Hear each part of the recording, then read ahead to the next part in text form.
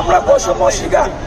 এখানে যে বৈষম্য যে আমাদের যে প্রতিনিধি সমন্বয় করা আছে তাদেরকে বলছি আমরা আমাদের উচ্চশিক্ষার ব্যবস্থা নাই, এটা সাধারণ আমি পাবলিক হিসেবে আমার একটা কি অধিকার, সেটা থেকে আমাদের বৈষম্য করা হচ্ছে না। সেই বিষয়ে তাদের সাথে আমরা কথা বলেছি। আমরা এখানে প্রথমে এসেছি, আসার পরে আমরা একটা ওইখানে জাদুঘর অবস্থান করেছি, কিন্তু আমাদের কোনো কথা তারা এখন পর্যন্ত জানায় নাই।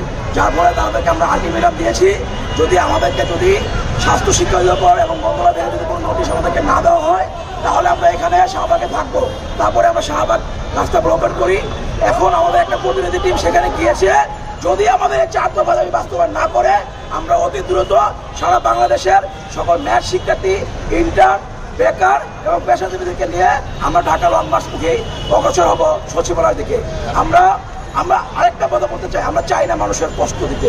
এই যে সাধারণ মানুষের কষ্ট হচ্ছে, আমরাও কষ্ট আছি, সেই জন্য আমাদের যে কষ্টগুলো সেগুলো তারা পূরণ করে দিলে আমরা রাস্তাটা থাকার কথা না। আমরা শিক্ষার্থী, আমরা থাকবো হলো কলেজে, আমরা পরীক্ষা দিব, পরীক্ষা বন্ধ করে আছি, কিন্তু আমাদের 4 দফাটা বাস্তবায়ন না হতে আমরা কথা বলতে পারছি না। আশা করি আপনারা বুঝতে পারছেন। কারো কোনো কোশ্চেন আছে? আপনারা যে সমন্বয়কদের সাথে কথা বলছেন তারা আসলে আপনাদেরকে কি বলছে, কোনো ধরনের আশ্বাস দিচ্ছে কিনা? আচ্ছা, আমরা সমন্বয়কদের সাথে কথা বলেছি। দীর্ঘ 16 বছর ধরে আমাদের কোনো নিয়োগ হয় না, আমাদের উচ্চশিক্ষার ব্যবস্থা নাই। তারা বলছে যে এটা আসলেই বৈষম্য, তারা এই বিষয়ে কথা বলবে, আমাদেরকে এখানে থাকতে বলছে।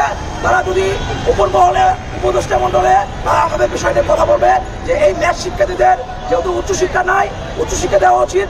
এরা যেহেতু মানুষের স্বাস্থ্য সেবা দেয়, এদেরকে ইন্টার্নশিপ এবং কোর্স কারিকুলাম পরিবর্তন করা উচিত। এবং হলো আমাদের এই বেকার ডিএমএ যাদের নিয়োগ নাই, অসহায় মানুষ যারা চিকিৎসা পাচ্ছে না, আপনারা জানেন ইউনিয়ন পর্যায়ে, ওয়ার্ড পর্যায়ে, উপজেলা পর্যায়ে, জেলা পর্যায়ে গরিব অসহায় মানুষগুলো প্রকার কি স্বাস্থ্য চিকিৎসা পাচ্ছে?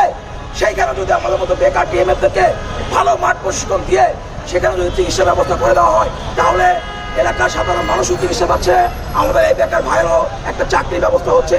আমরা এই বিষয়গুলো তাদের সাথে কথা বলেছি।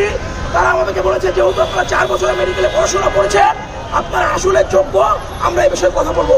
যার প্রেক্ষাপটে আমরা এখানে আমরাও জানিয়ে দিতে চাই উপর মহলে যে আমরা 4 বছর মেডিকেলে পড়াশোনা করেছি, আমাদের ইন্টার্নি করেছি, হাতে কলমে শিখেছি। আমরা চাই সাধারণ মানুষের স্বাস্থ্য চিকিৎসাটা দেওয়ার জন্য। যেখানে স্বাস্থ্য চিকিৎসা দিচ্ছে intermediate pass, non medical person, সেইখানে আমরা 4 বছর পড়াশোনা করা বড় বেকার। কেন? এটা কি বৈষম্য নয়? আপনাদের কাছে এটা আমি জানাতে চাই, আপনারা সারা বাংলাদেশে জানিয়ে দিন যে আমাদের সাথে কি বৈষম্যটা হচ্ছে। আমরা সমন্বয়কদের সাথে কথা হয়েছে, ওনারা খুব শীঘ্র আমাদেরকে আপডেট জানাচ্ছে। তো আমরা যতক্ষণ ধরে ওনারা আপডেট না জানাচ্ছে আমরা কিছুক্ষণ দেখব। আমরা শাহবাগে অবস্থান করতেছি। তো ওনারা যদি আমাদেরকে কোনো ওনাদের অবস্থান না জানায়, কোনো বিবৃতি যদি ওনাদের পক্ষ থেকে না দেয়, তাহলে আমরা সচিবালয়ে ঘেরাও করব। খুব দ্রুতই আমরা সচিবালয়ে ঘেরাও করব। ওনারা আসলে আপনাদেরকে কি আশ্বাস দিচ্ছে, কি কথা হয়েছে আপনাদের সাথে ওনাদের? ওটা আমরা কিছুক্ষণ পর আপনাদের জানাচ্ছি। তা কি কয়জন সমন্বয়কের সাথে কথা হয়েছে আপনাদের? বৈষম্য বিরোধী ছাত্র আন্দোলনের কেন্দ্রীয় 3 জন সমন্বয়ক। আমরা এতটুকুই জানাতে চাইছি যে আমরা যদি ওনারা কোনো আমাদের বিবৃতি না দেয়, ওনারা যদি আমাদের কিছু না জানায়, তাহলে আমরা সচিবালয়ে